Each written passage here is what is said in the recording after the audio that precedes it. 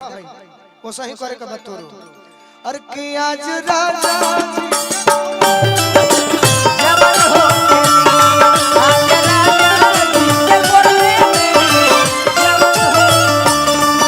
गोलू राजा मतलब चालू चीज, बहुत चालू चीज। हां एक रे बहाना से कॉल 5 बार 5 बार केरी 5 बार हां दादा त हम मजा ले खाती है चालू बने खाती हम पढ़ाई डिस्टर्ब कर लेबे। हां तना मजो न ली भैया मजा होता तो तनी ताली बाज जाए सब कलाकार। भैया कह रही है आपको भैया भैया करे कहे के दिन बा। अच्छा ते लजात के कर समय तोर के हु बैठल बा का स्टेज पे ससुर फसुर तो कोई नहीं दिख रहा अगल बगल तो तनी मनी हां शॉट के गा दे तनी शॉट के कहन तनी बैठी ना हमर कोनिया बनी 2 मिनट तो तब गीत मजा आ। बहुत सुंदर गीत है ऐसा बुझाई न किया जी हमनी के बियाह के अगला दिन का कहला भोजपुरी में चौथारी हां उहे मनावता और तनी ये तो बुझाता कि रुसल बड़ू पायल खाती।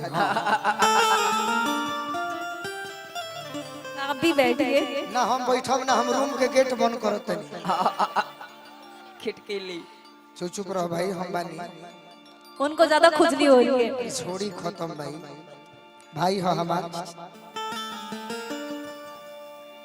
हमारा गीत संगीत बोलकर हिट नहीं होना चाहिए गा कर हिट हो जाए वो अच्छा है। हां जी देखी रौरे असलई की सेज पर बैठल बिया अब बिया हम भइल बा गोलू राजा से तो दुखित नहीं खे खुश बिया काहे करीब 6 बरिस फोन पर बतियौले बनी। हां वहने आवे दी उनका के ए भाई अरे आवे तो लोग यार पूंजीपति आदमी के आवे देव के चाहिए लह भगाती है बिना मतलब के आवे दो है टिम्पल जी मेहरारू बनो 2 मिनट बनो बाकी अच्छा से बनो। हां कलाकार बनो कि आज हम पहिला मिलना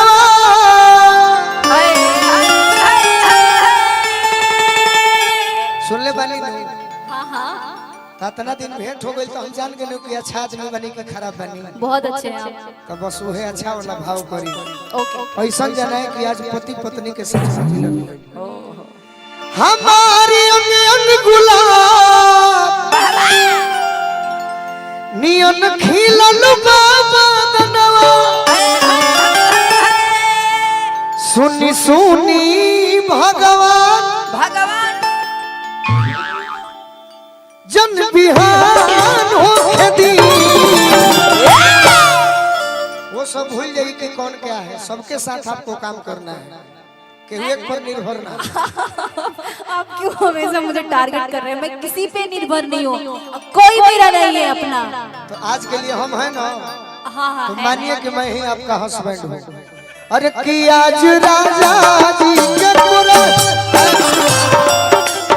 रह भैया हमेशा लड़की ही क्यों आए आप भी आ सकते हैं ना ये सब ना पहले लड़की आई तो मजा आई। हां तनी भाव करे है तो मजा नहीं भैया। हां जी उ चूल्हा बेकार बजन में ताव नहीं खे ई लड़की कहते है जब लड़का कही तब हम दौड़ के का घुलटिया मार के आ जाए बाकी अभी लड़की कहती है तो मजा आई। क्या दोस्त मेरे अरे कि आज राजा जी के गोरा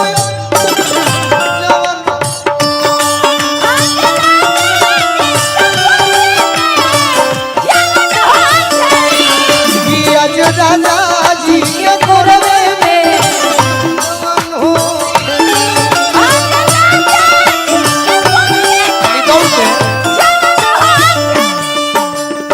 हम रौरा के भी सिखावे के पड़ी हमरा उचित नहीं खे बुझात टिम्पल जी इहो अच्छा रहे आप दूर हो जाए पास आइए। अच्छा हम पास से बनी ली तनी दौड़ के तो बुझाई न कि रौरा भाव दे तनी अच्छा ई गीत सज जाई।